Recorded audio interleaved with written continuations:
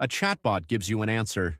An AI agent can take a goal, use tools, deal with mistakes, and keep working until the job is finished. That sounds like a tiny digital employee. But underneath, there's no magic person. There's a model, a set of instructions, some context, and access to tools. The model is the decision engine. It reads the goal and the information available right now, then predicts the next useful step. Not the entire future, just what to do next. Instructions define the role, the process, the boundaries, and what counts as done. Change those instructions, and the same model can behave like a researcher, a coding assistant, or a support agent. Context is the agent's working desk. It might contain your request, previous messages, documents, and tool results. But the desk has limited space, so relevant information must be selected and organized.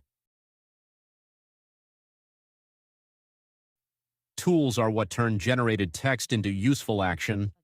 A tool might search the web, read a file, run code, query a database, call an API, or ask a human for approval.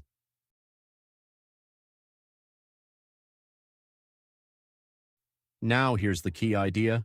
The agent runs in a loop.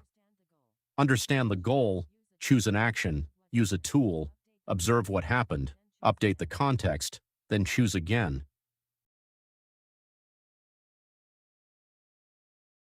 If a tool fails, the error becomes new information. A capable agent can inspect the result, change its approach, and try again. That's useful, but it still doesn't guarantee the next attempt is correct. Because agents can act, they need limits. Permissions restrict available tools, validation checks results, retry limits stop endless loops, and risky actions should pause for explicit human approval.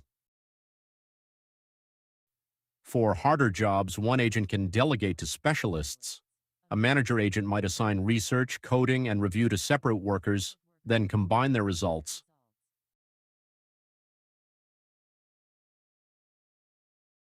But more agents don't automatically mean better results. They add communication, cost, latency, and new ways to fail. Start with one capable agent, then split the system only when specialization actually helps.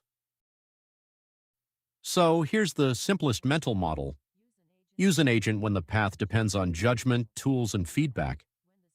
When the steps are predictable, ordinary code is usually faster, cheaper, and safer.